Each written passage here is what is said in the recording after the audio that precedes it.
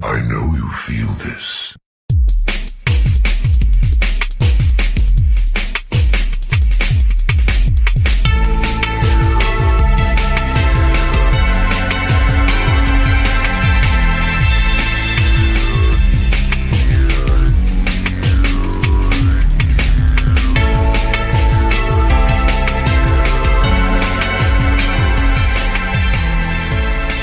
We are live. Jingle bells, jingle all the way.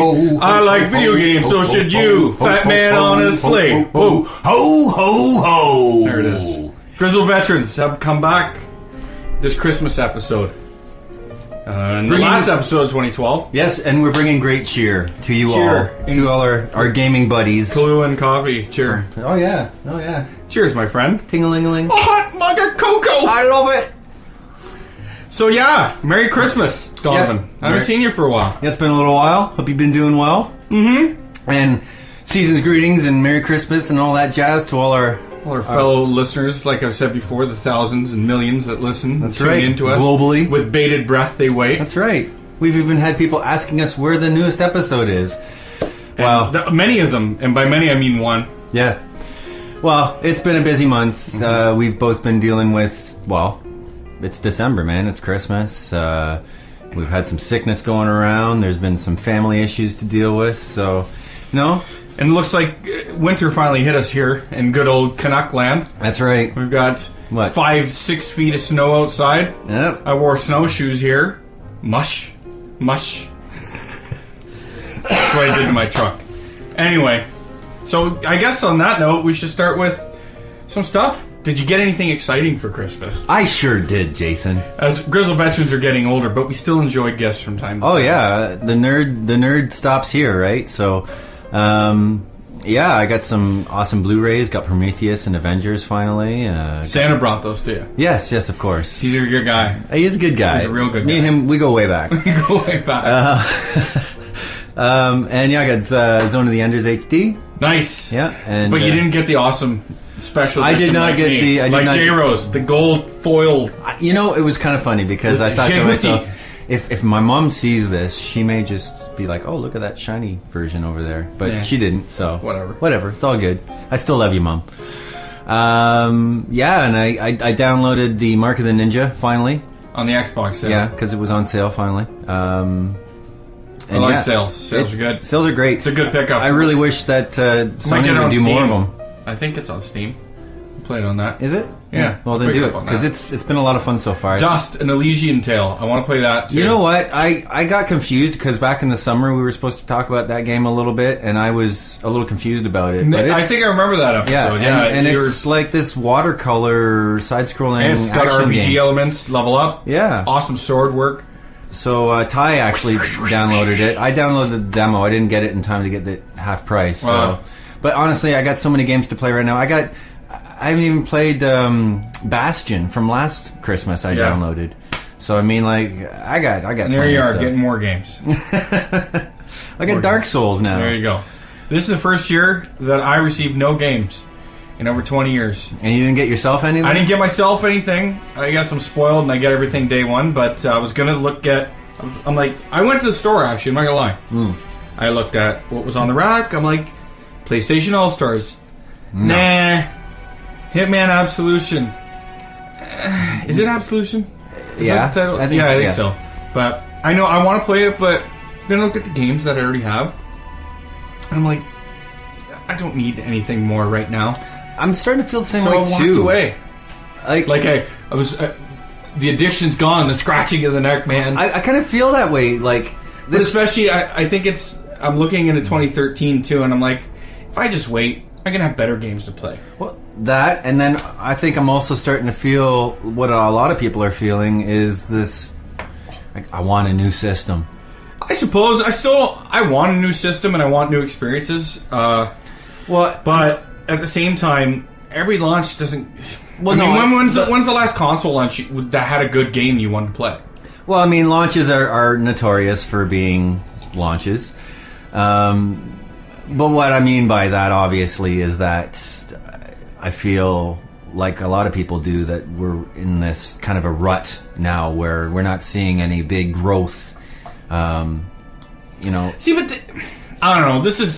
I'd like to talk about this more at the end of the episode, but I don't believe that. I actually disagree because maybe not in the retail releases, but digital releases, which is the biggest we've ever seen. Well, they're thriving. But all the innovation, there's more innovation going on there than ever. And I hate hearing these guys, like the guy from that created Assassin's Creed 3, and he's like, we need a new console, it's stunning the growth. You know what? Lots of people are doing it. With your team and your budget and what you release, they don't coincide. Well, okay, Take chances. How about we look at it this way? You already have an installed base. These blockbuster AAA titles are the ones that are suffering. Yeah, but I mean, that's not all games, though. No. I mean, maybe to the average person, that's all they see because that's where the marketing reaches. Here's an interesting thing that I came across the other day. Michael Pachter does his little show on game trailers. And he's always wrong. Yeah, but he's fun to watch. He's not always wrong. Right. But He's wrong a lot. But one of the things he said at the VGAs kind of came and bit him in the ass. The Walking Dead. He said never win. Yeah, he said that, The Walking Dead... Nor does it deserve to win. But downloadable games. And one of the other things he said to coincide with that was that to him, the game of the year was the game that sold the most. And I'm like... see, I don't listen to him. He's a smart man, I suppose, but he says a lot of dumb shit. Yeah. Anyone could say a lot of dumb shit that... It doesn't, just because you were smart from something else, doesn't mean you're all of a sudden... Well, he's just speaking from a business perspective more than a gamer's perspective. Yeah, and I think, and if you want to come full circle with this conversation, too many people and too many games are being made with the business decision in mind. Yeah. Without coming from the heart. Now, I understand money has to be made, and a lot of money has to be made with the business model. And the business model also needs to change in the next generation, but that's all beyond what we're talking about. The obsession with multiplayer... We could talk about this for an hour, and we got a hell of a lot to talk about, but I think the heart needs to come back. I actually just had a Twitter conversation where I was chiming in on tweets on this very topic. It's just, it's a check mark of what we need to have rather than what this game needs, and just build on it. Build a game from your heart, what you want it to convey, rather than jamming multiplayer, having, a huge world just for the sake of it, when a medium world would suffice. What was it? I heard, Grand Theft Auto 5 is going to have all three? No, they'd like to make a game, but Grand Theft Auto 5 will be the biggest by far. Right. And I wrote a blog recently. It was featured on GamesBeat, actually. GamesBeat is the new BitMob. That's Dan Shu runs it. Oh, okay. So I got a front page feature for Bigger is Rarely Better. That's what I wrote about. But anyway, let's get back. We'll leave the Christmas stuff. We'll get to the VGAs in a minute. But what I wanted to ask you, Donovan, is... It's funny, Christmas is here, and it's a nostalgia thing, a lot of family, a lot of fun. Now we have some drinks.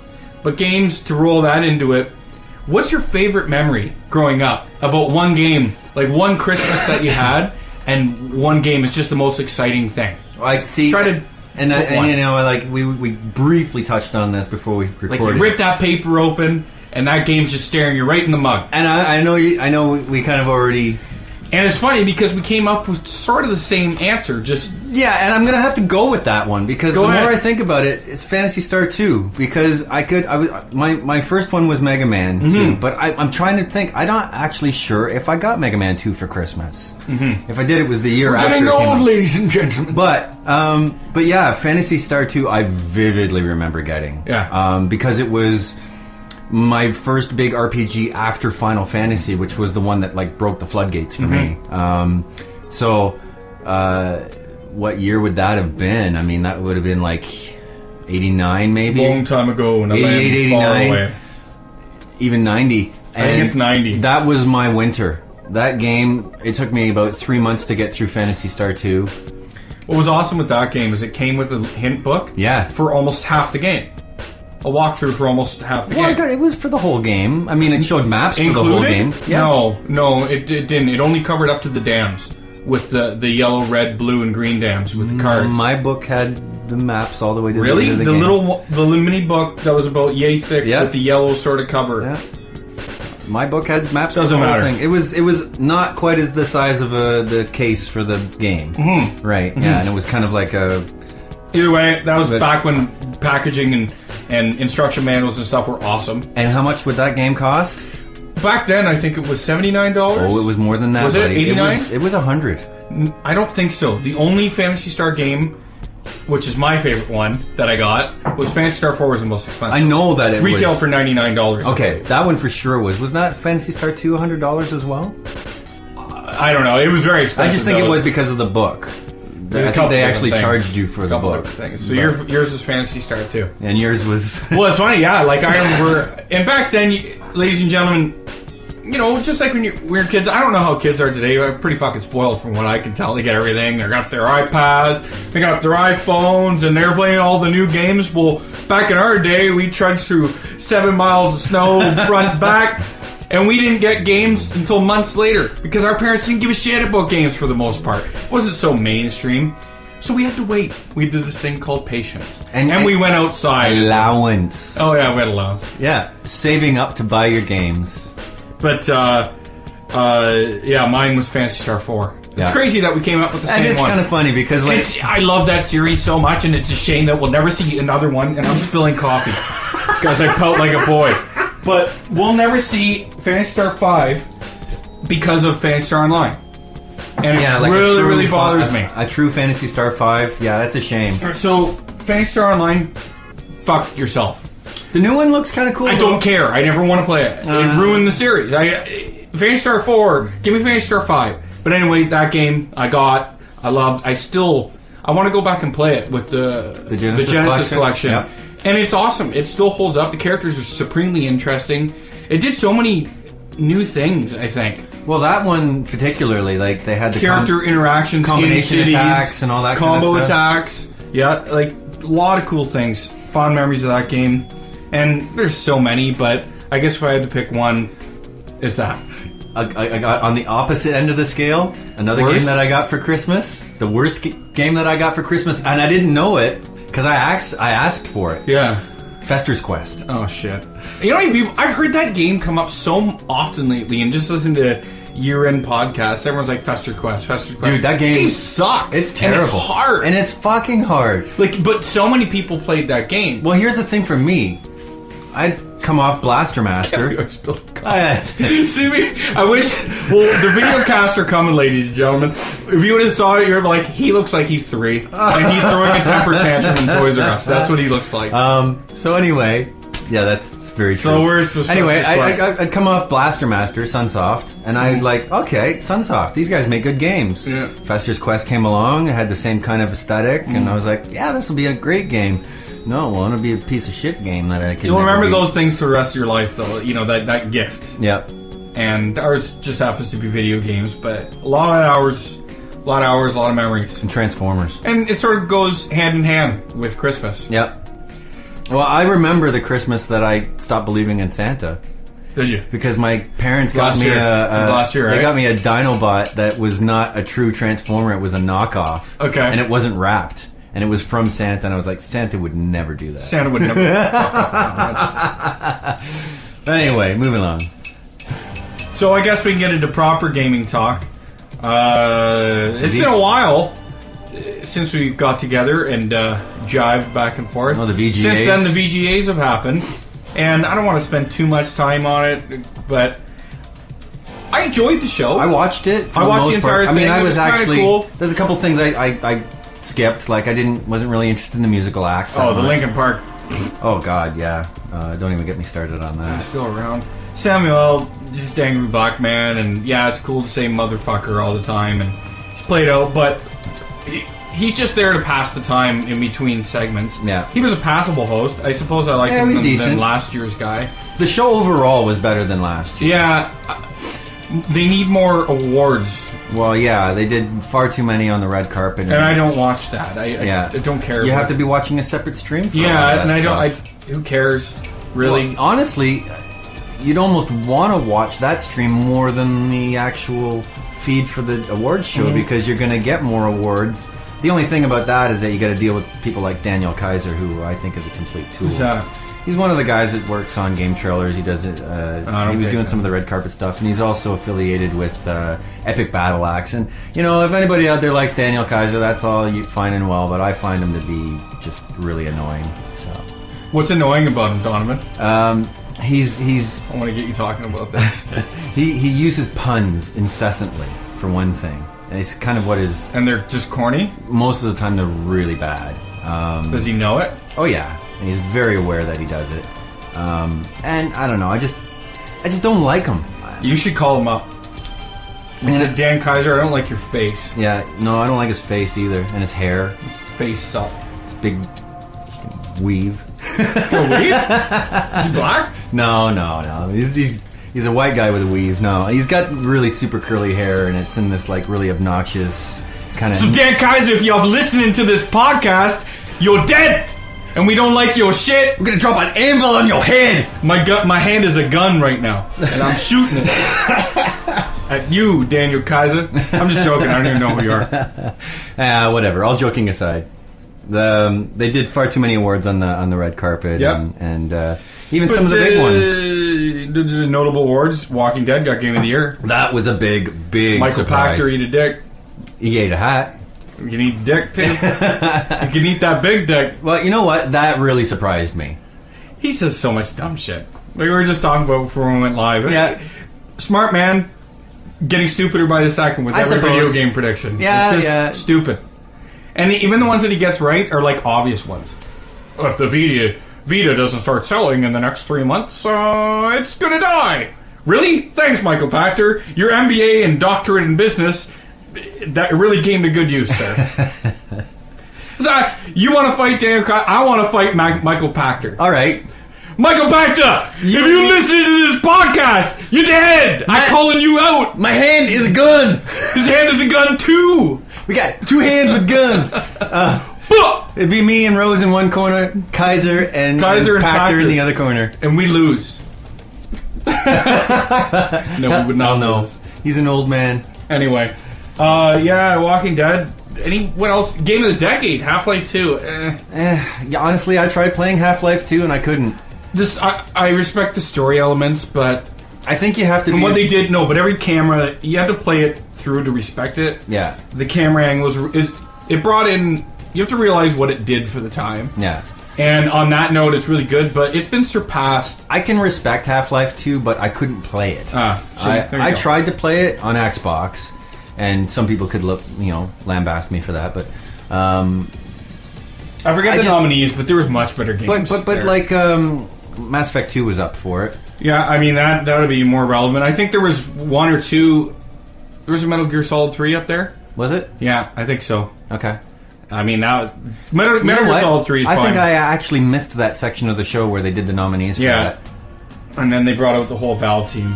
I mean, it just goes to show you how much weight they put in Half-Life 2. I did see the end of that. Half-Life 2 was made in what, 04? 04, and they still haven't... Yeah, I understand Valve takes their sweet-ass time, but if they highly regarded that game, they would have released a new one by now. By now, yeah. Like, I don't think it'd be that hard to do. But anyway, whatever. That's that. I don't think Half-Life 2 is a game of the decade. Was there anything else, awards-wise, that stood out for you from the show? I suppose Borderlands 2 beating Halo 4 for best shooter, but a lot of people feel that way, so it's not out of left field. I was a little surprised by that, because maybe I just wasn't aware of how good Borderlands is. Oh, it's not my game. But it's just like shoot everything in the face, play with a lot of people, and get a lot of loot. I mean, that's cool. Yeah. But if I want to do that, I don't want to do it in a first-person shooter. So it's what's interesting is the VGAs gave it best shooter, but a lot of people consider it an RPG. Well, it has RPG elements. It's a shooter first and foremost, though. But it's hard to clear cut games into genres these days. Yeah. Unless it's Call of Duty. Call of Duty is a shooter. Yeah, I mean, many games now incorporate RPG elements or other elements from different things, and that's good because games are just games. You don't have to pigeonhole them in one column A or column B or column Z. I had to go weird there. I didn't want to go C. I wanted to go all the way to the end. W. Column W. I guess the announcements. They promised a lot of announcements and sort of under-delivered. A little bit, yeah. Like, a lot of new games, and I think they only announced one new game? That we didn't know about? Didn't know about? Phantom Pain? Yeah. Was there nothing else that Let's leave that one to the last. Yeah. Like there was the Last of Us reveal. Okay. A little bit more gameplay there. Sure, and that did show a lot of new stuff that we haven't seen. It did, but it's still Not vague. It shows yeah. a new character, which is cool, but it doesn't show how missions are gonna. Is it gonna be completely open world, or is it gonna be mission based? I think it'll be mission based. Larger, and then you move on to a new segment with loading screen. I'm guessing in that sense it's going to be similar to Uncharted. Yeah, maybe. In that regard only. I suppose, but I don't look at this game as being like, we made Uncharted, now we've made this. That was the logical stepping stone. I think that Last of Us is going to be I hope it's a its completely own different thing. experience. It's going to be its own thing, but I do think that being made by the same developer, you're going to see little things. Oh, sure. Like, a lot of people think that game's going to just be like the game. I'm honestly, my hype meter for that, I'm keeping it in check. Mine's docile too, because I don't know too much about it. I don't know enough about it, and I'm tired of getting overhyped by games and then being let down by them when they come out. I suppose. Because that happens a lot. But it looks great. I just want to know more about it. I want to know what exactly is going on. Like, you don't have to tell me what it is. I know he's got to get Ellie somewhere, but why? I mean, is that integral to the story? Then don't tell me, but... Yeah. I don't know. What are these people? What are they... What is the mutation? Happened? Yeah, like there's so many what's... Because it looked to me in the trailer like you saw the shadow of one of these some people little like crazy shit. Like mutating, like... Yeah, there's mutated dudes that look normal, and then there's something else, right? So, who knows? Then there was... What else was there? Well, Castlevania. Yeah, I mean, to me, gameplay, it looks awesome. It looks awesome. Yeah, I mean, and we're a little biased. I like how they touched on the ending of the first game in the modern day. I thought they'd sort of do away with that because it was a secret ending, right? Right. And they're not going to. And I guess this game's going to take place in multiple times, which is awesome. This is very cool. Like, how can you go wrong with Dracula? Castlevania is awesome. The game is great. To me, and I mean... And we know Alucard's in it. Yeah. It hasn't been announced, but seeing it in the first cinematic trailer... Honestly, man, I've been a Castlevania fan since the early days, and Lords of Shadow is my favorite iteration of the series. I love Symphony of the Night more, but it's still... Well, Shadow's right there. Super Castlevania is really good, too. Gameplay-wise, it's different, yes, but I mean, as far as like their approach to the lore... Yeah, I like it. They just completely... they threw everything out and just did it their way. And it kind of needed... Like, it's cliched that Dracula comes back every single time, and then you refight him. I get it. It's done. Yeah. Let's do something else. Yeah. And... the hero of the main story becomes Dracula. That's awesome. No, that was... but it looks like you're going to have different weapons. Like, you'll have your whip that he creates. And he's got a sword. Yeah. And which is a little bit more like Alucard, say. Yeah, it looks like it could have a little old Legacy of Kain vibe where you drink blood, like, on the fly. And that looks crazy. Oh, yeah. I think it's going to have some more RP. I think this game's really going to surprise a lot of people. That's a game that I'm pretty hyped for. I think actually, like, it's the game I'm the most excited about. And everything that was shown in that trailer is all in-game footage. The guy said repeatedly, because a lot of people didn't believe him because of how clean it was running. It looks amazing. Yeah. So, whatever. They got a good engine. They made their own proprietary engine. Right? Castlevania Lords of Shadow ran great, and it looked great. Yep. What else? There was something else before we get to the Phantom Pain. There was I think they showed the Gears of War. Oh, the Judgment trailer? Yeah, I don't even know why people. I don't hate the Gears of War, but I don't know. I've played the first two. I haven't played the third one. I find when I play those games, I get to a certain point in them, and I'm like, oh, more? Yeah, just cover shoot. I get it. So I don't know. It looks pretty. The Unreal Engine's running awesome, but what else is there to say? It's another Gears of War, right? Yeah. There was another trailer too, though. I can't think of it. Shit. I can't think of it either. They showed the Tomb Raider one. I thought the Tomb Raider trailer kind of sucked. They've done another thing for Tomb Raider where they're doing like a... They're adding multiplayer. Are they putting... They just announced it. I don't know how I feel about that. Oh, whatever. Anyway, they did this like kind of like a behind the scenes look at the gameplay video. Okay. And it did show a lot more gameplay elements, the combat, stuff like that. It looks pretty slick. I know. I think it's going to be a really good game. So that, Metal Gear, Ni no Kuni, those are the three big ones that I'm waiting for in the first quarter. But let's get to the Phantom Pain trailer, which was cryptic. And at first, after I finished watching it, I was like, what is this? What the hell? And I felt kind of sick. I'm like, there's this amputee just falling and dudes getting shot in the face and people getting killed in cold blood. And I was like, man, this is pretty... I mean, it's a little much. I honestly felt it was a little much for a video game award show. It was very violent. Oh, yeah. And very, like... Well, I mean, a lot of stuff was shown off-screen, or off-camera, say, but the violence was there. Well, no, I mean, they're underneath that bed, and he puts a bullet in the guy's fucking head, like, point blank. Yeah. And the dead stare comes, and the blood oozes out. Yeah. And then they're shooting a whole bunch of guys... in the hallway there? The hallway, and then the words are cryptic. But I mean, right away, we knew it was from Konami, right? Well, and they've tried to... No, but the look of the guy is... Yeah. Yeah. Come on, it's either Big Boss or something, like... And, you know, the words Phantom Pain, the Metal Gear Solid 5 fits right in between all those anybody that's spaces. A little clueless here, the guys at NeoGaf... Was it? Yeah, NeoGaf always comes. Took their microscope to that trailer. You can't hide anything from them. No, and that community. Metal Gear Solid 5 logo fits right into... And there's different cameos in the trailer, like Volgan shows up on fire at one point. Is that Volgan on fire? The pants, and you can see it. Some people say they saw, like, there's a Psycho Mantis image as well. Well, the floating thing at the end. It's very quick. Well, then at the end there's a whale. But there's so many, like... innuendos of different things that lead to this. But in terms of... Honestly, I don't think there was a single piece of gameplay in that footage. I do. I mean, I think that the walking down the hall and stuff is... Well, maybe some of that, but I mean, like, to me, from some of the discussion I've heard about it, there's a lot of speculation that this is just a small section of what this game could have in it. Well, we'll get to what we think it is in a sec. Or how it plays into whatever.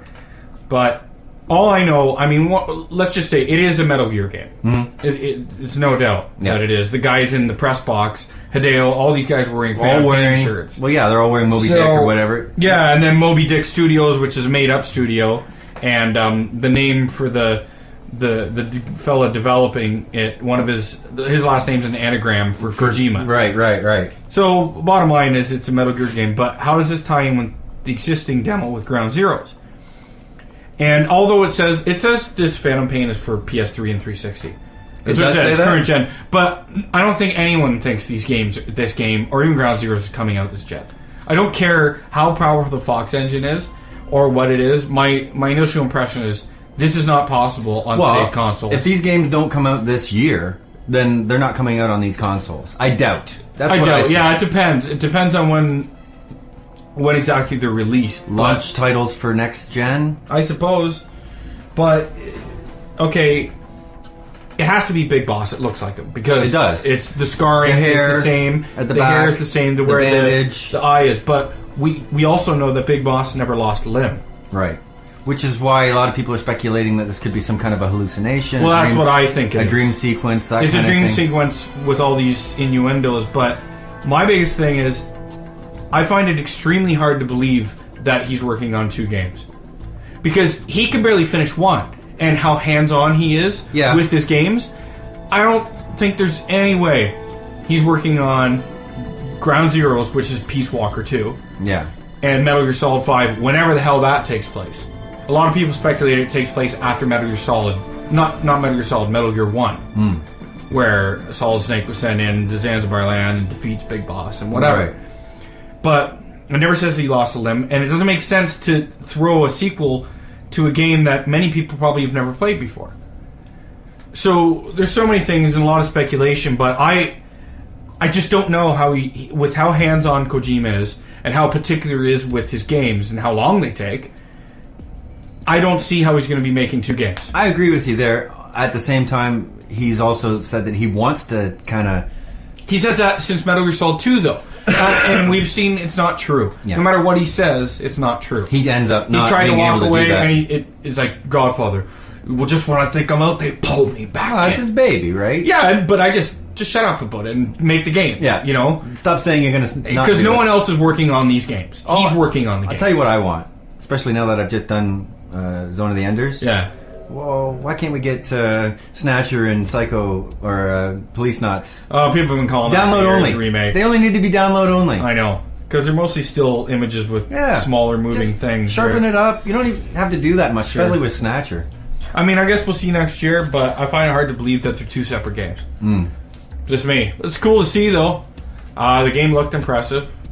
You think a little morbid, though. You think Ground Zeroes could become Metal Gear Solid 5? Yeah. I do. I don't think that's the likely outcome. I do not think that Ground Zeroes is the title, or it'll be the Metal Gear Solid 5 Ground Zeroes. Metal Gear Solid 5. There's no way that... You don't think it's going to be... There's not going to be Metal Gear Solid Ground Zeroes and then Metal Gear Solid 5. I'm sorry, it's just not going to happen. Do you think the Phantom Pain is going to disappear as a title? Yeah. Yeah, it's not. Phantom Pain's... is in relation to a missing limb. Yeah. A lot of people feel pain even though the limb's not there. Right. That's what it's called, Phantom Pain. Yeah. So, well, I don't know. Some of the people that were talking about the whale and the unicorn and all that kind of stuff are saying it's Phantom Eye Syndrome. Yeah, there's lots of different things. Or something like that. He plays into a lot of these. This is why I love Kojima. But I get it. The other hand is that if you're going to show off a new game, why try to hide it? Nice, there goes your phone. Yeah. Why try to hide it, though? You know, this is your big chance, the big stage, and you come out with something like that. Why not just show the whole thing? And why try to hide it? I don't know. Whatever. Yeah. But there's the VGAs. Yep. Jessica Alba looked good. What did they do? Did they spray her with sweat before she walked out? She swear, I thought she was hammered. Me and Raquel were watching it, and I was like, was she drunk? She looked nervous. I don't think she looked nervous. I just thought she had a few drinks. Oh, or maybe that. Yeah. Okay. But she looked like she was sweating. Whatever. Glistening. The show's cool. Hopefully they build on it. Jessica Alba, I could talk about her for the rest of the show. And I don't know. Anything else you want to say about the VGAs? No. Tenacious D was good. That was the best musical thing on the whole show. I don't know. I just don't really get down with Tenacious D much. Yeah. It was a good song. I liked it. Yeah, I don't know. It's just not my music. Jack Black's not really my comic. Yeah. I like Jack Black a lot. Oh, I don't gravitate towards. I definitely don't like style, the music, but I actually do like Tenacious D. But anyway, moving right along. All right. Grizzled Veterans Game of the Year Awards. That's good interlude. You should add that in. Like, you should make it official. Mix your own version of that. I'll see what I can do. And then do you overlap with exactly that. Anyway. Yeah. So yeah, it says this time of year everyone's making the Game of the Year list. We might as well do our own. That's right. And we're going to do it with our twist. Our twist. Our nipple twist. Yes. I don't know.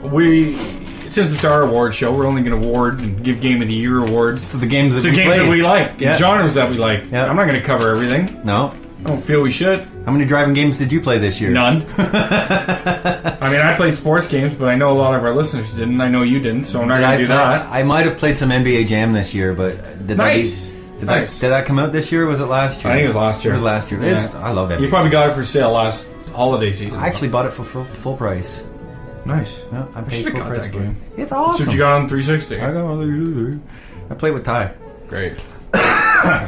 Great. My apologies for my little bit of coughing here. I'm still getting over sickness. You can catch colds over the microphone. That's what I heard. Yeah, if you eat the microphone.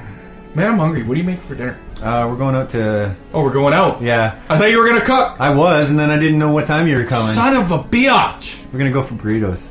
I'm not getting... No, they got too many beans. I don't like those burritos. Ask for no beans. It's disgusting. Listen, I'm not very happy about this. Let it be known. I wanted steak. I wanted lobster. That's what I want. I want no burritos. He wants. Okay.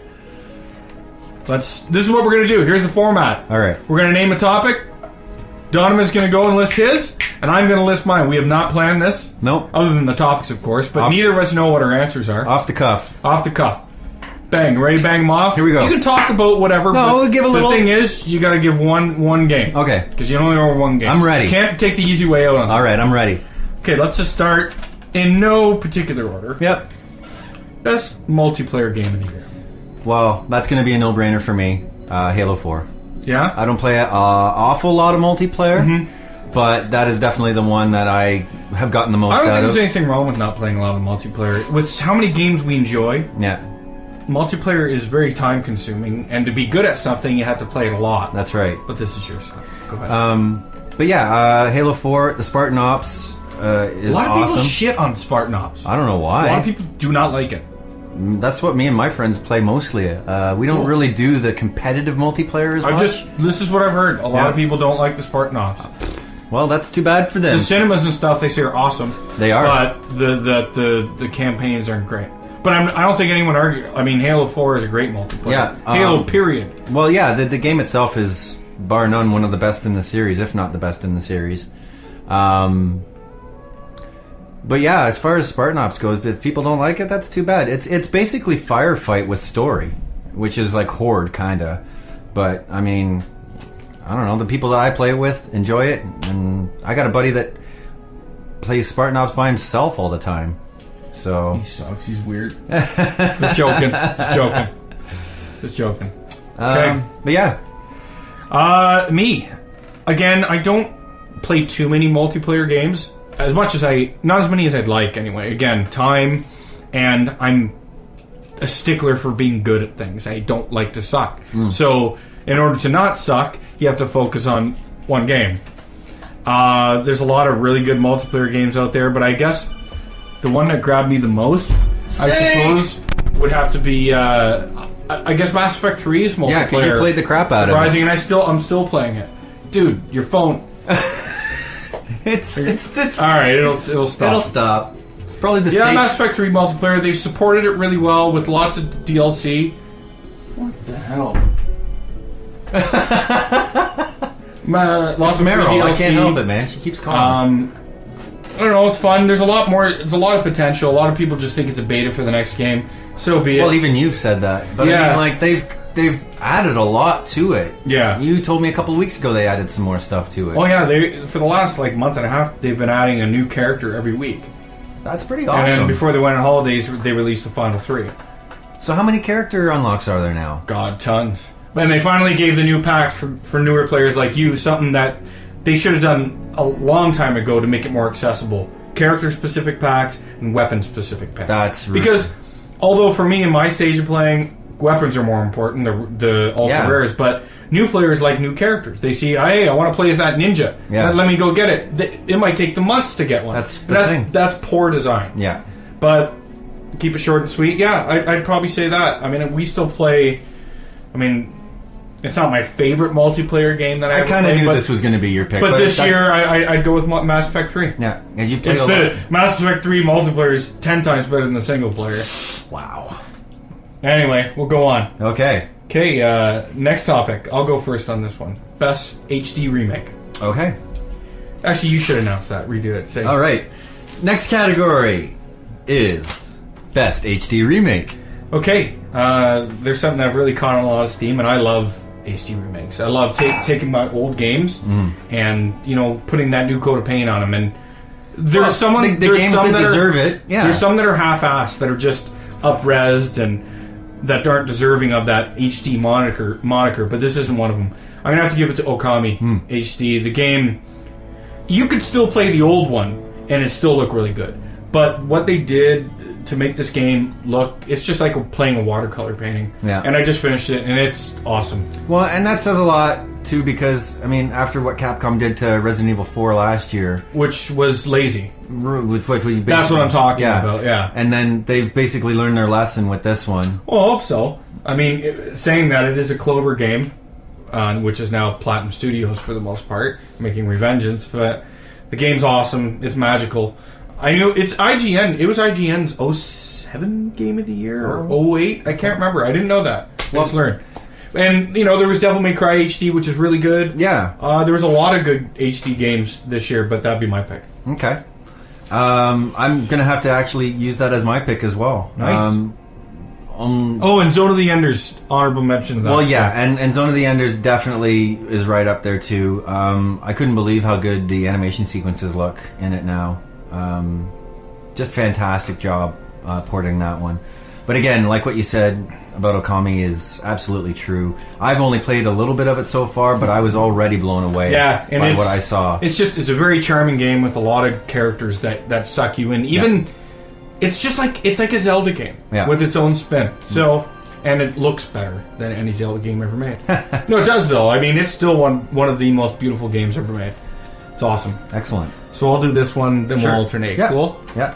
So this next topic is Best RPG. Well, Donovan. I thought about this one for a little while before the show. Yeah, because Diablo 3 came out this year. Yeah. I played a lot of RPGs this year. And I think a lot of people...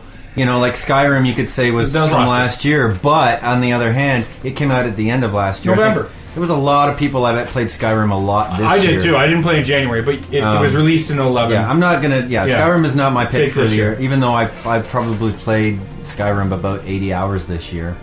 No, my pick for RPG of the year is actually Final Fantasy 13-2. It's crazy, and I say that with pride because the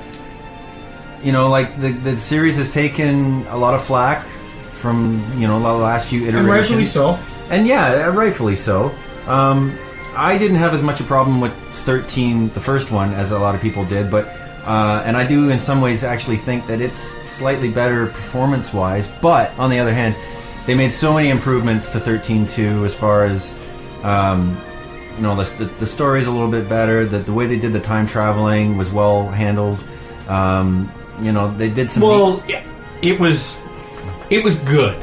It wasn't great. No, I'm not saying. I think they could have done a lot more, but it was. But as an RPG, it definitely satisfied my itches for hunting down cool items and as far as the creature collecting and stuff like that. What other RPGs did you play this year? I played Kingdoms of Amalur, which was. That's also a 2011 game, isn't it? I think that was February. That was February. That's right. So I played that. Yeah. That actually, I think that's a great game. It is a lot of. I don't think anyone would disagree with. I think it's really a shame that 3.8 Studios fell apart the way they did because.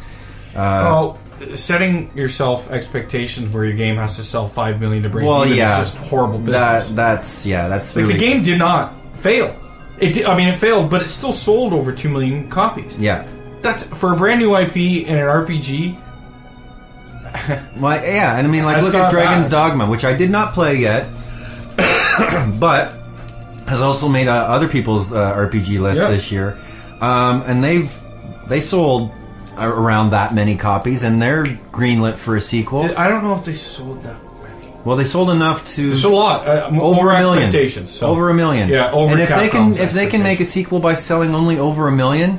Well, that's great. That then what happened with Amalur? Yeah, but that's good business. Though. Yeah. Capcom knew what they're making, but this isn't a business. This is Game of the Year, damn it. Yeah. And the category is RPGs, so yours is Final Fantasy 13. Absolutely. Mine. I didn't play a lot of RPGs this year. There's Mass Effect 3. There's Diablo 3. There's Amalur. There's shit. I'm trying to think. The saddest part I'm missing out on is I didn't play the Wii RPGs, The Last Story, and Xenoblade Chronicles. My answer might be slightly different if I had. Yeah. But I'm not. We can only base it on what we've played. Right. And we're just two based dudes. on what I've heard, Xenoblade comes out ahead on the scale of those two games. Right. But whatever. This is going to really surprise you. It even surprises me over all the games. I'm going to take Final Fantasy 13-2 as well for RPG of the year. Anyone who's been listening to this podcast since the beginning knows I take massive shits all over Final Fantasy 13, like big ones, on their forehead. And I hated it. I was so jaded on 13-2. I thought it was stupid. I thought the idea, why are we carrying this on? You played the demo and you're like, the demo. Well, I didn't like the characters very much. And I was just, honestly, Final Fantasy 13 turned me off so much that was my attitude coming in. Well, and I have to mention that me waiting to play it plays a hand in it as well. Yeah. I don't think I would have enjoyed it as much if I played it when it came out in January, because I don't like monster hunting aspects in my games. Right. Especially when it's a main focus. Yeah. Or like substituting a party member for a familiar or something. I don't mind summons, for instance. Right. And then they pop in, they pop out. But I don't want that to take the place. And anyway, I'm getting into RPG mechanics. But I got to use both the lightnings. They were an option for me to recruit, and I went and got those. Right. Those are a mainstay in my party, and that's the way I wanted to play. Right. But the game, I have to thank Donovan here, my partner in crime, for pushing me to play this game, and I did say I was eventually going to play it, but he pushed it, and he got the DLC. From the look, Final Fantasy has taken a beating this generation in terms of a franchise name, but the quality is there. Yeah. There's no games that look as good and like sound as good and give you that presentation. Make no mistake about it, that is a AAA RPG. Oh, absolutely. And they're one of the only companies that really make, like Skyrim claims to be a AAA RPG, and it is in scope, but it is not polished whatsoever. No. Has no polish. From the menus are cumbersome, to the look, to the bugs. These are very... Bethesda makes buggy, unpolished games in my eyes. Yeah. Square does They not. make good games, but yeah. Well, I mean, that's Obviously, on the eye of if the we're putting beholder. 160 hours Yeah, in. I mean, Skyrim I enjoyed, but whatever. Final Fantasy 13 soundtrack is incredible. It looks incredible. The story is what it is. I don't like the 13 thing, but it was very good. And As an RPG, yeah, it's thoroughly enjoyable. I was impressed, and I was surprised, and I platinumed it. We both did. Yep. So that says something. Well- And it wasn't a chore for me, other than a couple of the casino things. Sure. But that's for everybody. But I enjoyed it, and I'm very, very happy I played it. Well, even the fact that I've been saying to you in the last little while that I'm contemplating getting some more of the DLC just because I like playing it. See, the thing is, I'll never go back and play it. Because Right. if I'm going to go back and play in Final Fantasy, it's not going to be that. Right. But I have my time with it. I put a lot of time into it to platinum it, and away we go. And Final Fantasy Lightning Returns is next year. Whether we like it or not, we're getting more. Well, I mean- just wanted to leave it alone. Yeah. But we spent so much time on this. Yeah. We should do a dedicated Square Final Fantasy podcast. We probably should. We should. Sometime. We'll down the we'll road. get a couple. When we get Lightning Returns, maybe we'll do a whole blowout with that game and a recap on our feelings on Final Fantasy. But Okay. I digress. Cool. All right. So Next moving one. on. We weren't sure if we were going to include this category because, well, we don't play an awful lot of these, but we're going to do best shooter. Best shooter. This is one we had last minute. Like the likely answers of Borderlands and Halo and Black Ops 2 and all these other... I guess you can include Far Cry 3 in there. Yep.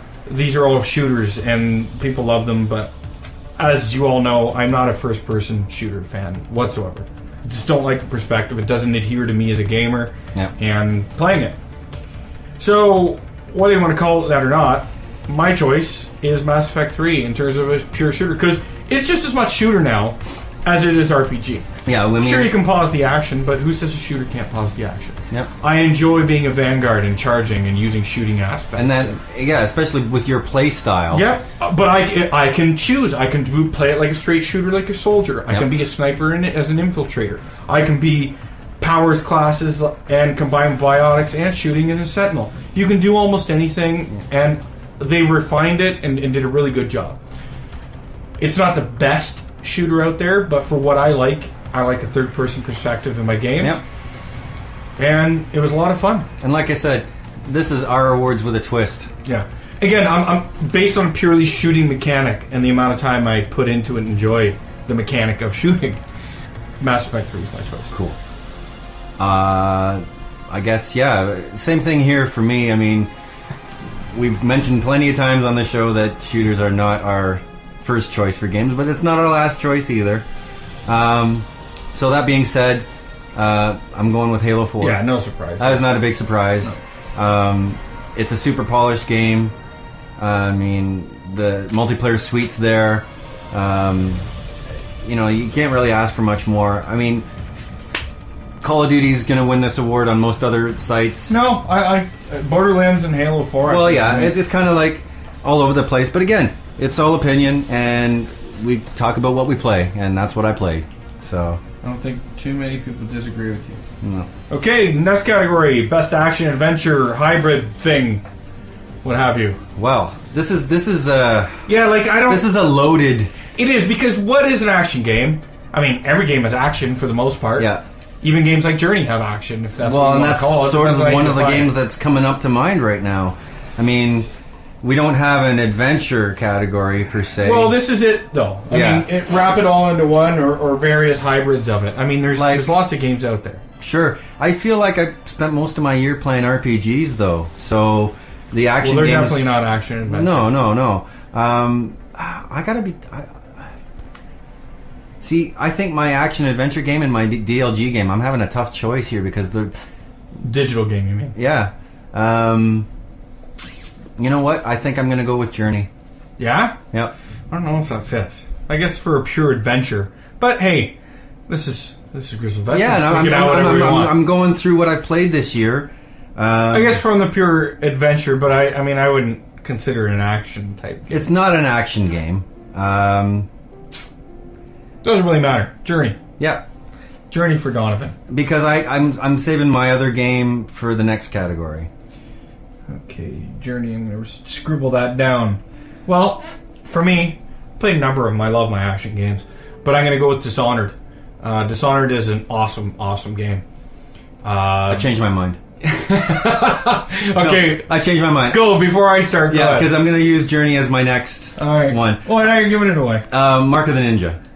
Great. That's a good choice. That's my action. See, it's hard. On the fly, though, it's difficult to think. And this is a topic or a category that has a ton of games in it. Yeah. So don't jump all over them, listeners. A lot of games out there to think about. And I guarantee you, we'll probably both look at this list and I could have said this. Could have said that. So Mark of the Ninja for Don. And honestly, a lot of people deliberate over these types of awards things for hours. They spend days. We're doing this very off the cuff with a little bit of prep. But so yours is Mark of the Ninja. Yeah, mine's Dishonored. It's a lot of fun. Branching paths. Decent, really good stealth mechanics based with the powers, and the world created is really cool. It's one of my favorite games of the year. So cool. Dishonored for me. Excellent. For sure. I'm up. All right. This is a tough one for me. Yeah. Best music soundtrack of the year. Oh yeah, this is definitely a toughie. This was a lot. I've been listening to a lot of game soundtracks. A lot of great music this year from gaming. But I actually already decided this a while ago. Okay. And I'm going with Mass Effect 3. Nice. Because it's the one game this year that the music had me cheering 1 minute and crying the next. Yeah, I don't think it's won awards already. Yeah. On other sites and other publications. I mean, and let me tell you, for the soundtrack, I love music. Anybody that knows this show knows that because that's what I do. What did you just get? $120 for the Smashing Pumpkins? Yeah. Special, whatever the hell. The Melancholy box for Smashing Pumpkins. Okay. Yeah, I just paid 130 plus shipping for it. But yeah, stuff like that is worth it to me. And I mean, I've been listening to the Darksiders 2 soundtrack, which is really good. I've been listening to the Max Payne 3 soundtrack, which is really good. And these are games that I haven't even played. Yeah. Journey I've been listening to. Journey soundtrack, so good. So yeah, it's been a fantastic year. But yeah, Mass Effect is the one that made me cry. What's the favorite song on the Mass Effect 3 soundtrack? I Was Lost Without You. That's the boom, boom, boom. That's the one where you have your thing right before the final battle of Liera. With the piano, right? Yeah, it's the really, really sad piano piece. And the other one... It was in a lot of the promotional material. Yeah, and the other one that I really stands out for me is A Future for the Krogan. Which starts off with that... Yeah. You know, it's just... for me, I guess, on that, it'd be the... I think it's the Rannoch one. Okay. It's like super epic. Right. I just love how it buzzes. In my brother's... I showed you the video. Right, yeah. I use it as my credit opening sequence. It's so, it's epic. It just hits so hard. And that's the thing. You know, earlier this year, I can recall saying that... the music in Mass Effect 3 had some of the best music of the series and also some of the worst music of the series. And by that I mean, in this game they had multiple composers. So you had a few different styles, but what I missed a little bit was that some of that music lost touch with the synth roots of the first game. Somewhat. I in a lot of ways, I think it kind of brought some of them back. Mass Effect 2 deviated a lot in terms of that. I'd say Mass Effect 2, other than a couple tracks, was disappointing on the music standpoint. A lot of people have said that as well. ME1 has such a memorable sound and theme. If anything, whether you like it or not, it has a consistent theme, and it feels it goes directly hand in hand with the material of the game, the sci-fi opera. And ME3 really captured it. And although to me the game, this I mean, was a letdown. The soundtrack was not. It conveyed a lot of emotion. Absolutely. So and that's the most important thing. That is. Sam Hulick. Sam Hulick, awesome. I follow him on Twitter. Yeah. Good dude. Oh, me too. He's teasing the new DLC. Oh. Yeah, that all these writers are and whatever. For me, again, Mass Effect 3 is right there. Although the soundtrack isn't the best, or nor is the game, but Assassin's Creed 3's main title song I love. I think it's really, really good. It's one of the best. It's very rousing, and to throw it in here when you do the editing. Okay. It's just really, really good. But I'm gonna have to go with Journey for soundtrack of the year.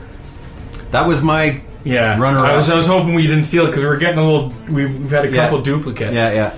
But Journey, there was one trailer that solidified it for me because although I was leaning heavily towards it when I was thinking about it because I knew this was going to be a category anyway. But it's hard to. The music's a part of the game experience, okay? But when you hear it separate, is when it really did it for me, and that was one of the. It was a music video that.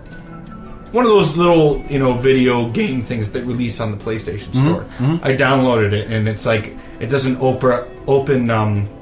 Like it shows the symphony playing the live music. Oh, okay. To Journey. And it's like the main theme. I think honestly, man, I feel it in my chest. This whole wave of emotion and what this game represented to me. And the music takes you on a journey, and just it's awesome. Yeah, and for me, it was a difficult year, but Journey, nothing touched. Well, and this was probably the hardest award for me to decide on. Well, Final Fantasy 13-2 had a stellar soundtrack. Yeah, that's I forgot to 13-2. That's something I talked to. I don't We've mentioned this your before, idea, but it's a shame that so many people will never Final Fantasy. Remember for really good music, memorable music, right? 13-2 has great soundtrack, and no one's ever going to hear it. Well, yes and not many people are ever going to remember it. Yeah, it's a shame because it didn't get. It's really good. It hasn't gotten recognized as some of these other soundtracks. The violin part in that live thing, it's so good. Yeah, there's a lot of great music. So good. All right, you're next. All right, moving on. Most disappointing. No, best DLC. Oh, best DLC. Sorry, best DLC. We like to read. Best DLC. Wow. It's tough. I'm trying to remember because this one. Now, is going to have to be DLC that you downloaded or didn't download. Does it matter? Whoa. What do you mean? Have you played it or not played it? Oh, or just you know that it's good because you've heard it's good? Played. Okay, because I think I've picked mine. Well, I played even if I haven't played, I know what you're talking about. We're probably talking about Skyrim. Shit. Yeah. See, to me, it's just more Skyrim and the DLC from what I've read all about them, like Dawnguard and. Dawnguard's really the only one because that's the only one that's Dragonborn. Dragonborn is out? Yeah, and it's coming for PS3. It's not out yet. But that's right. I guess it just came out. Excuse me, but I just figured it'd be on the list. The ME3 DLC is really cool. Omega and Leviathan, but I can't give it to that because to me that content was cut from the single player. I really feel Leviathan maybe, but Omega was most definitely cut from single player. I just know that it was one of the most. Did you paid full price for it? Yeah, didn't you? That's a shame. I know. I shouldn't have supported. If I had been able to warn you in time, man, I shouldn't have supported them.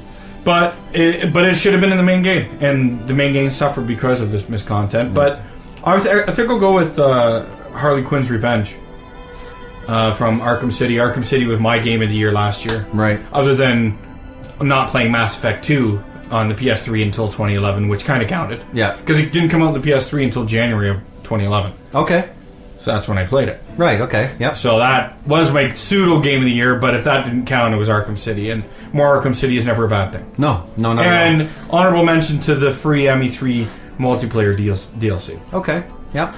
I'm actually going to go with Leviathan. Yeah? Yeah. It was good. It was really good. And I haven't played that much DLC this year. Harley Quinn's Revenge was definitely a lot of fun. It got mixed reviews, but I enjoyed it.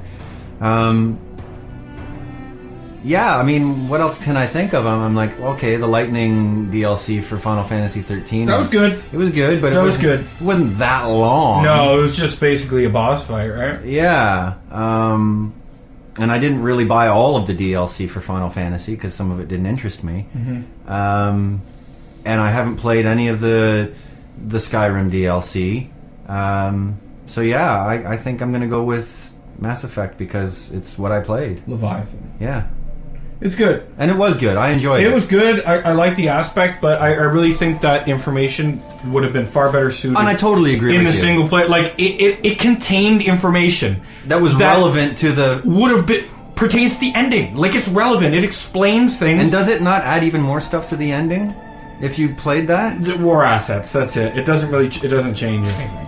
No, it doesn't... Like, he doesn't say anything extra or anything? No. Okay, No. All right. No. Wasn't sure about that. But, yeah, it should have been in the main game. Okay, my choice. Yeah. And you're up first. Most disappointing. Most disappointing.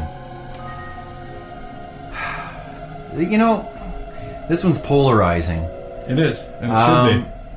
Because the game itself isn't disappointing overall, but I'm going to go with Resident Evil 6. Okay.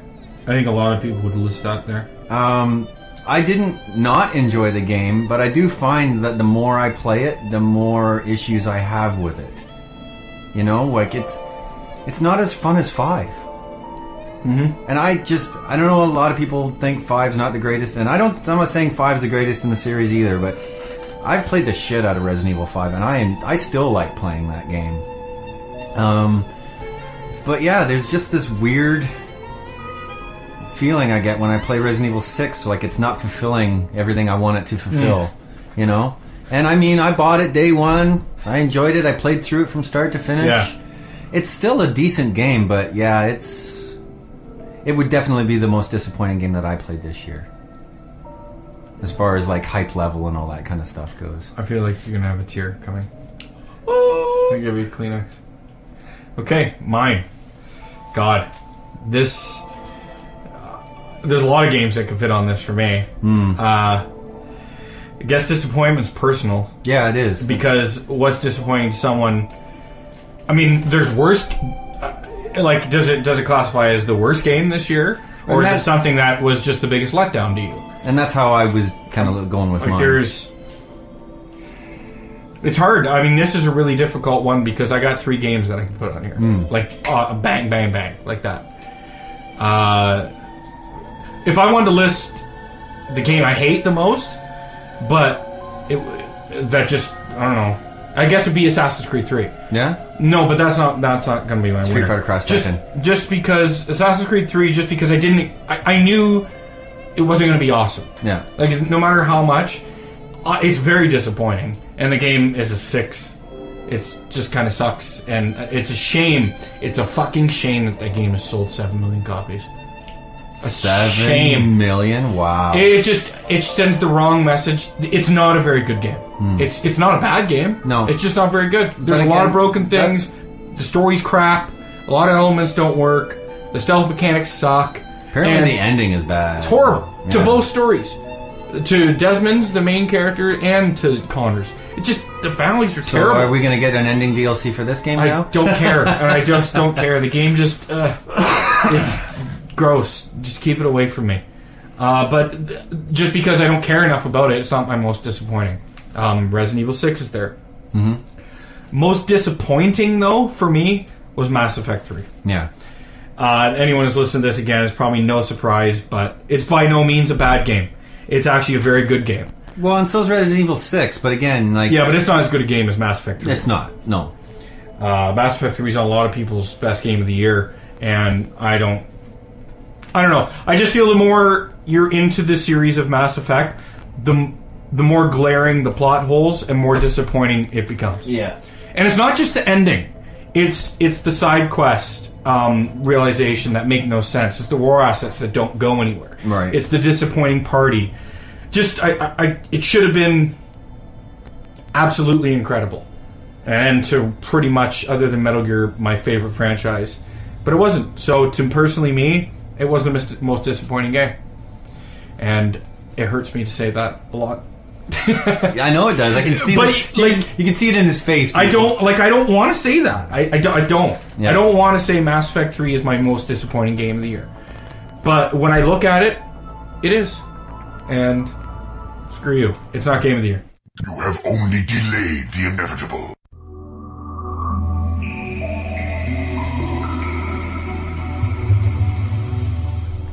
And we're back. We just took a brief pause there. I broke 5 things because of the Mass Effect 3 disappointment. And we're on to the next topic. All right! Which would be Digital Game of the Year. And this is... Now, I just want... Right. Before you're going to go first, but I didn't know if I want to include it because we're almost at the point where... You know, do we really need to separate them? Aren't they all just games? But due to the price points, I think this will be the last year. You think? Yeah, for us. I don't really want to differentiate. They're all just games now. Maybe. I mean, with the obvious games that are in the conversation for the best of the year. But this is a good year to kind of say, hey, because downloadable games have become just as important as normal retail games at this point. Sure. Well, they're finally getting the attention anyway. So, Donovan, you're up. Easy. Journey. Okay. Which was going to be my other choice for sort of a downloadable game. But, Journey, easily the best downloadable game that I played this year. For all the reasons that we've already talked about. I mean, it was mesmerizing, spellbinding.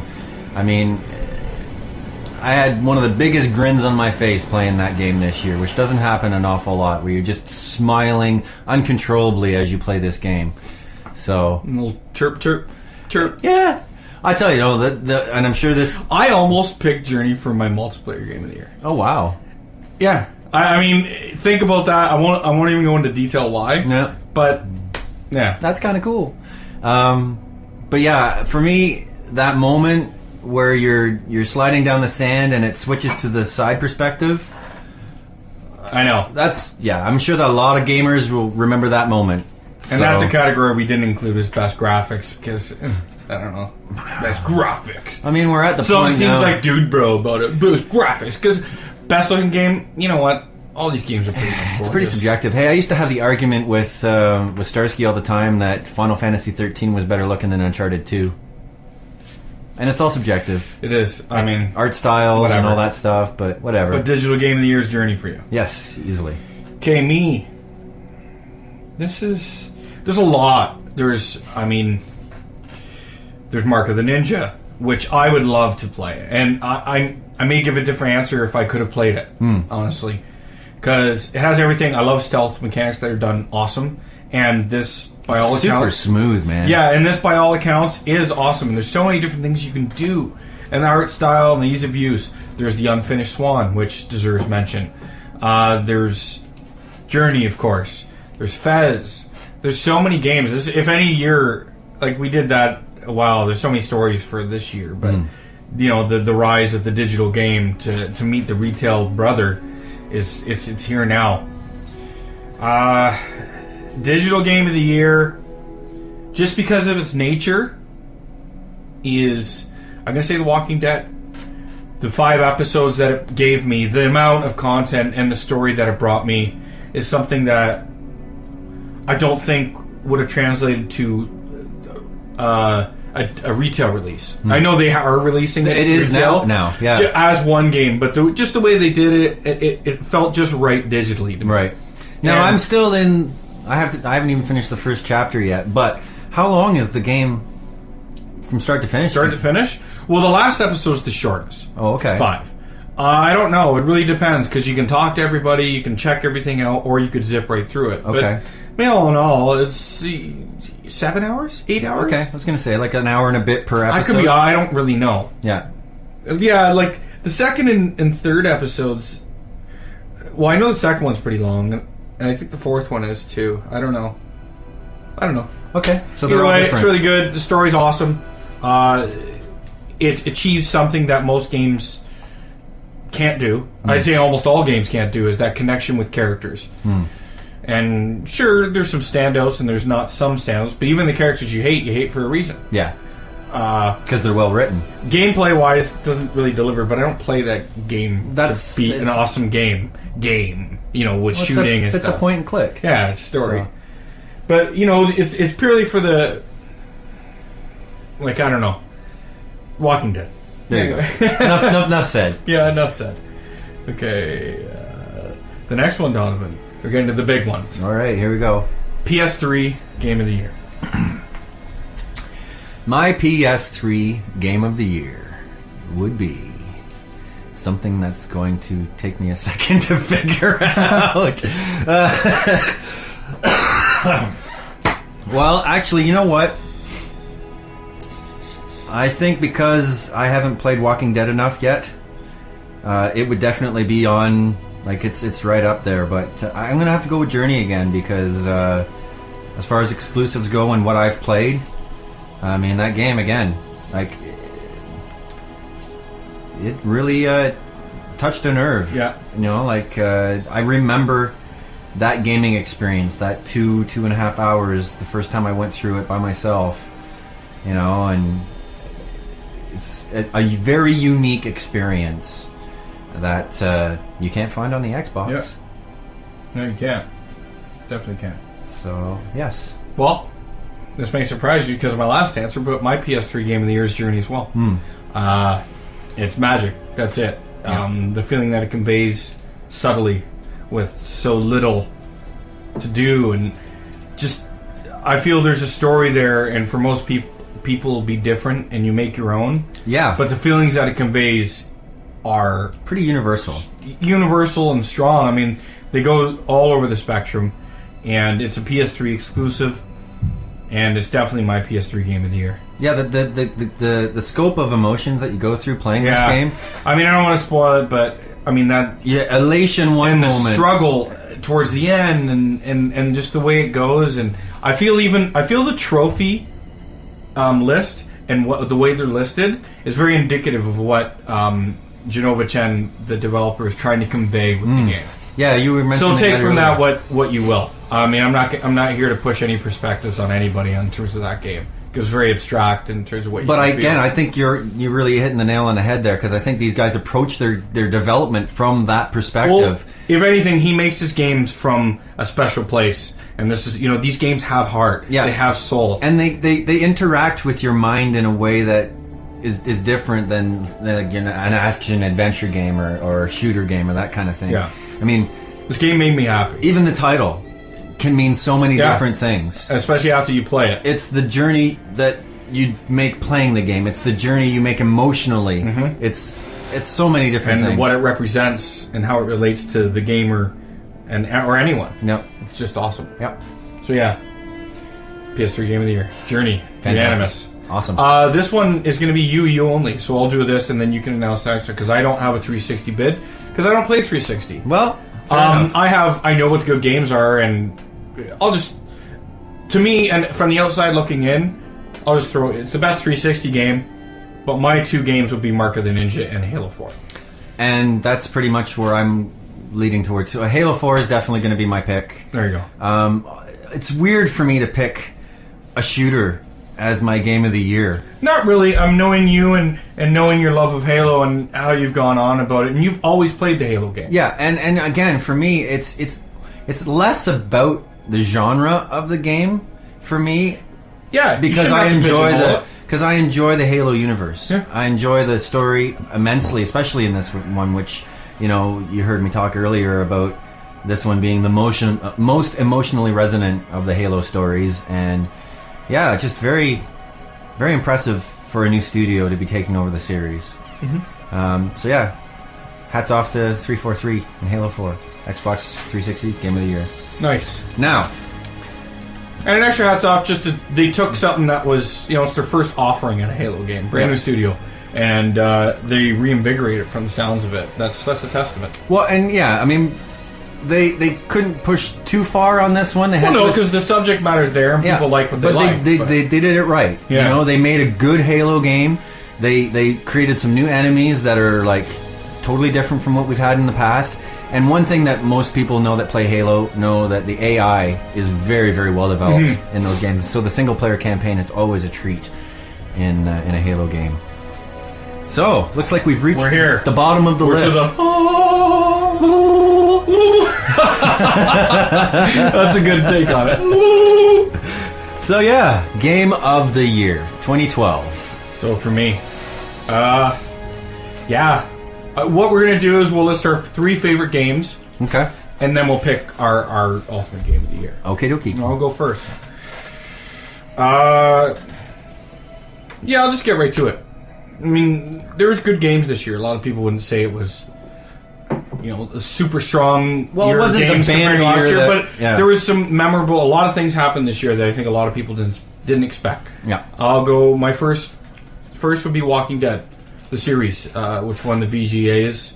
I've already gone on about it. I loved it for the story reasons and the emotional connections to characters. Yep. That most games don't do. Second game, it would be Dishonored. I think Dishonored's awesome. I think more people should play it. And I don't like the first-person perspective as much, but it's really good. I respect the amount of effort that goes into doing different paths and how the mystical elements go in, and the world they created it's a lot of fun. I'm gonna have to give it a chance. Yeah, you are. You gotta play it. It's really, really good. Yeah. And the other game is Journey. And just for all the reasons I just talked about. Yeah. And overall, this was surprised because of my digital pick, but my overall game of the year is Journey. I knew as soon as I played it that it was something special, and it was something that I probably will never forget. And who knows, I may never play it again. Just because of the nature I see it of the sitting game. there, right? I see it in my list, and I'm like, am I going to play this again? You know why? Because what it gave me the first time through, it wasn't just a game. Yeah. It was an experience. Yeah. I mean, that's cliched to say, every game's an experience. No, but this was a seminal experience. Truly unique. Yeah. From music to the aspects of incorporating multiplayer.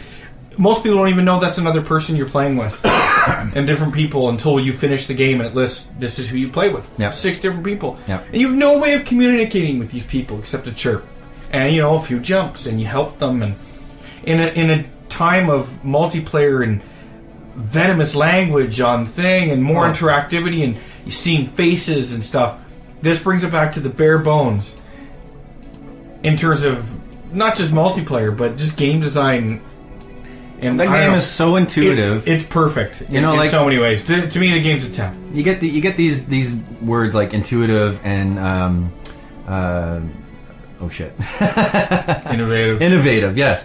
And they get thrown around like so much. Sure, and I'm not even going to use buzzwords to describe this game. It's a very special game. But if there was a game to encompass those 2 words, that would be Journey. Yeah, and I don't think there's too many games that come along like this game that push, not demand, but give you. You can't deny that game invokes emotion out of anybody. Absolutely.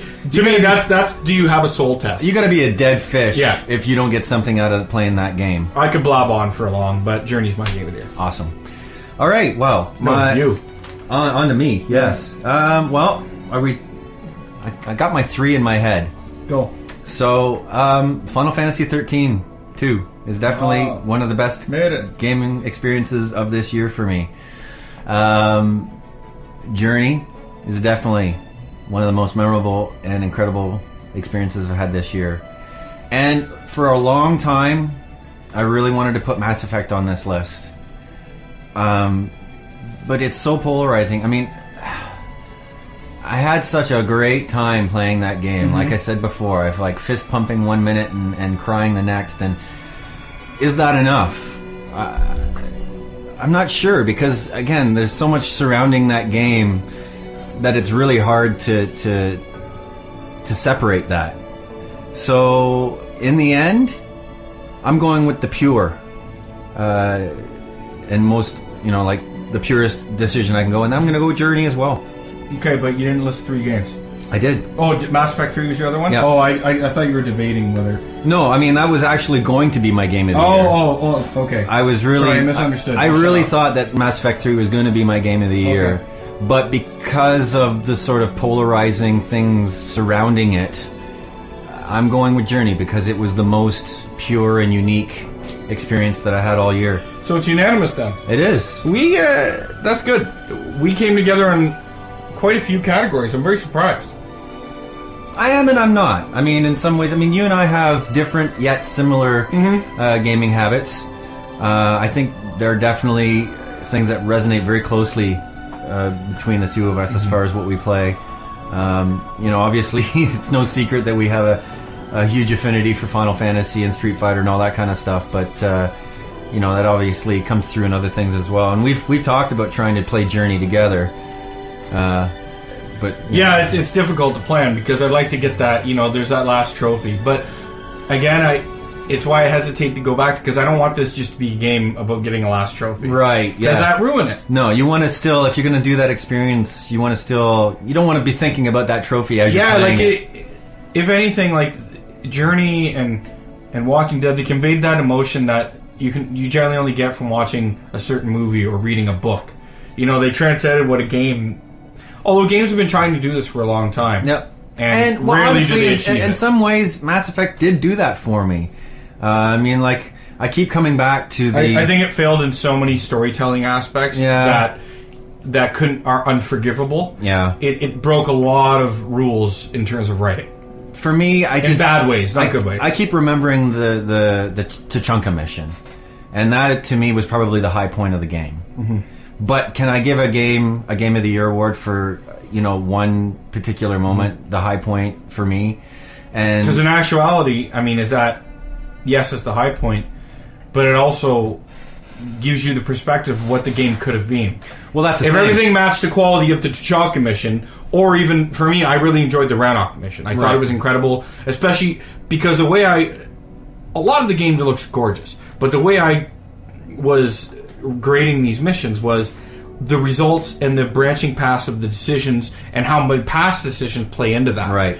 And those two missions had a ton, whereas a lot of the games, it was very superficial. Right. And the whole thing with the Rannoch Queen, like... Oh, the Rachni. Which Queen, is, right. It doesn't matter. I mean, it's stupid. The resolution, like, they put so much emphasis from Mass Effect 1 to 2, which was smaller in 2, but, you know, the big payoff in 3, and it doesn't matter. Mm-mm. It doesn't do anything, really. Yep. A couple of different lines of dialogue. Yeah, and, you know, nothing to do with the ending. I wanted the ending cinema should have been so grandiose. And depending on what assets you got in, there should have been different cinematics playing in. You know, the Rachni beam in to help with their ships. You know, which is not beyond. The Rachni try to conquer the galaxy. They can fight. Yep. I don't know how the fuck they fight. They're bugs. Well, I mean, I know they fight hand to hand, but how do they fight? You know, ship wise. You know, it's just, it was so underrealized. The scope was like of 20. Yeah. And they didn't come close to matching that. No. Of what it should have been. So, but we've ragged on Mass Effect enough on this show. I know. I'm curious to see what the new DLC is, though. Yeah, I'm considering that there's more coming. I'm like, what? Really? Yeah.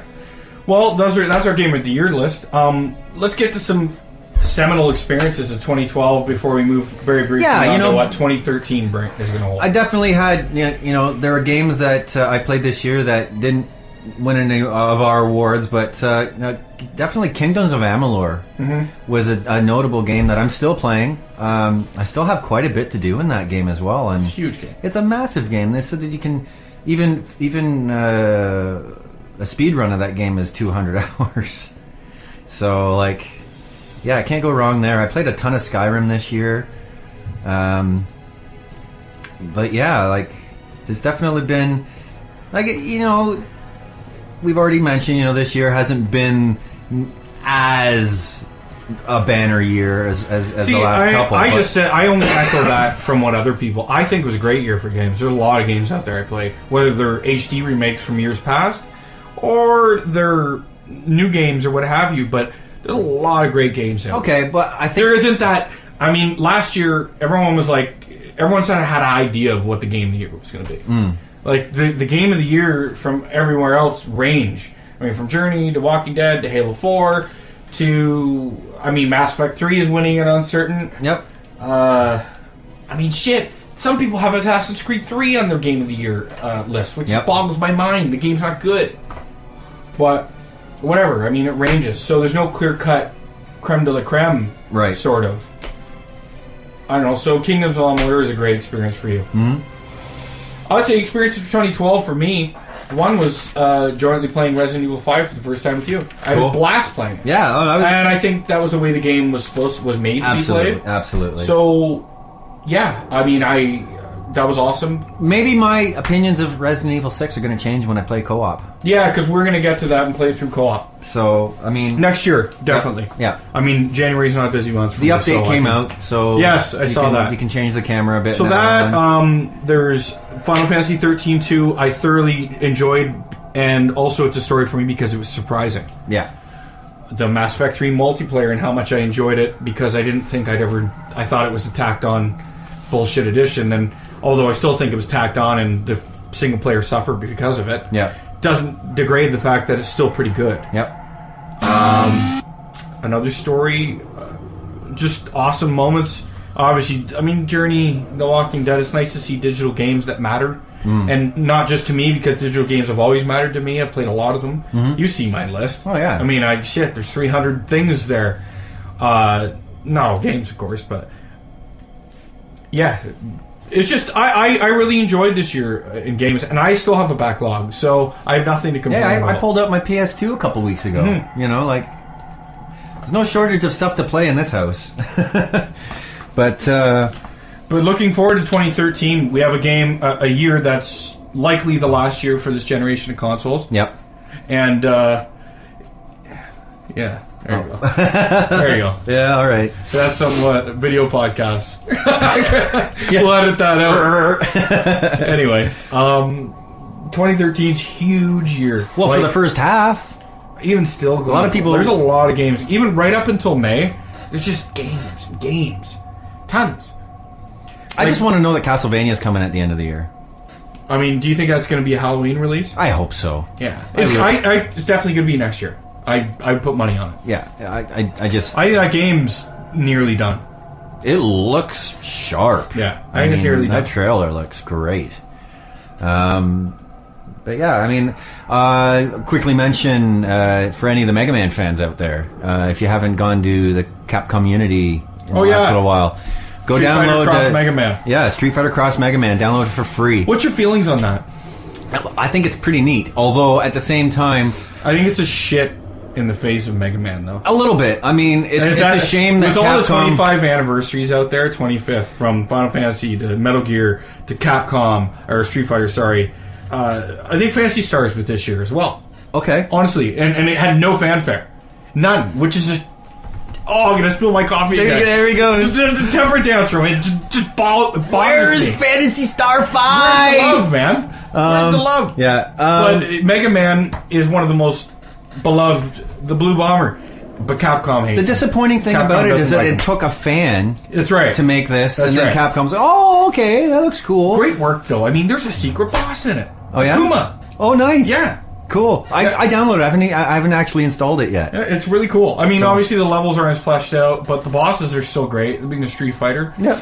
I think it's a good idea, but they should have had some more stuff ready to go. Absolutely. And it should have been on consoles. I know they want to keep it free, but I want trophies. I don't want to play it on the PC. Yeah, no, and I agree. This should have been... I paid... It should have been free on everything. Yeah, but it cost them money to put it on the respective stores, that's why. And they wanted to keep the thing. It's cheaper on 99 PC. cents. No, but $3. Or even $5. $5. You know how many people would pay $5 for that game? Absolutely. On XBLA and PSN? And that could fund Mega Man 2 HD. No, but that would take brains, Donovan. Mega Man 2 HD. That would take brains on the part of Capcom. Capcom. Mega Man 2 HD. I know. Enough said. But 2013, I mean, right out of the gates, you got Devil May Cry. You got Revengeance. You got Ni no Kuni. Tomb Raiders. March. Yeah. So yeah, I mean there's tons. You're getting DMC. I know we're both getting Metal Gear. Yeah. I might get DMC down the road, but GTA 5. Ni no Kuni. And there's so many games coming out that I can't even think about right now. Yeah.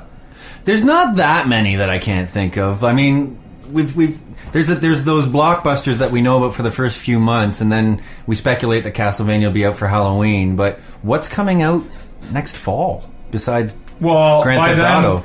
By E3 in May, or like Grand Theft Auto spring. May. Yeah. That's when E3 is what, June? Yeah. July. I mean, then the buzz for the new generation is gonna hit, and who knows? What are we gonna have stuff from Metal Gear? Yeah. Well, we're going to see stuff coming out of Kojima Productions this year as far as trailers and There's stuff Watch goes. Dogs that was, at E3 from Ubisoft. Yeah. I mean, everyone thinks that's a next-gen game as well. I do. You're going to see a lot of games that you thought were going to come out for this console cycle. Yeah. Have now, the reason you haven't heard much from is now they're coming out in the Orbis or PS4 and the 720 Durango. Here's something I just want to touch on really quickly. I was talking to Ty, and he said that Sony is reporting some seriously big losses for this year, like in the billions. We're talking like $6 billion, something that he read an article that he told me about. But but the PlayStation division is the one that's suffering. No, it's not. He's wrong. Are you sure? Yeah, he's wrong. The Vita hurt PlayStation alone, but as far as they still make money, the PlayStation is the brand of Sony that still makes money. Okay. I haven't read the article myself. I'd actually like to see where this article Sony as a whole is losing money, but they're trying to. I mean, it's just business shit. But no, the PlayStation brand,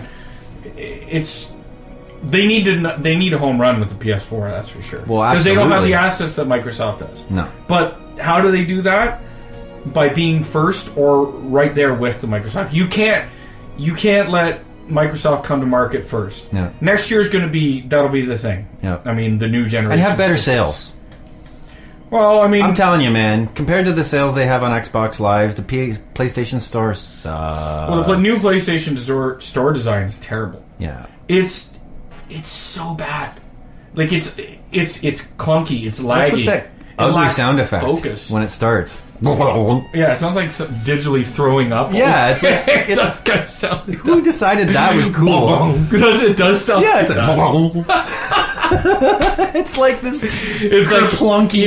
Even it knows it sucks. Yeah. Like, I like the old PlayStation Store. It worked just fine for me. It was easy to navigate. This new one's terrible. Yeah. But 2013, a lot of good games. Yeah. And new gen. But anyway, with that, we're going to have to put our stockings away. Yep. Put the tree away soon. New Year's is Monday. 2013 is coming in. That's right. Any resolutions, gaming or not, for 2013? The Mayans were wrong, so now what? They're wrong. Gaming resolutions for 2013? Or any resolution. Get back in shape. Yeah? I know that's a common one, but I've been slacking. Yeah. Get off the couch. Me? Yeah, I suppose just get through more games. I don't know. And become a bigger voice in the gaming community. Here's my resolution for 2013. What? Taking Grizzled Veterans to the next level. Yeah, that's it. And that's part of it. I just want to... I think we got a lot to say, and I think more people should hear us. And I want more people to interact with us. Yeah.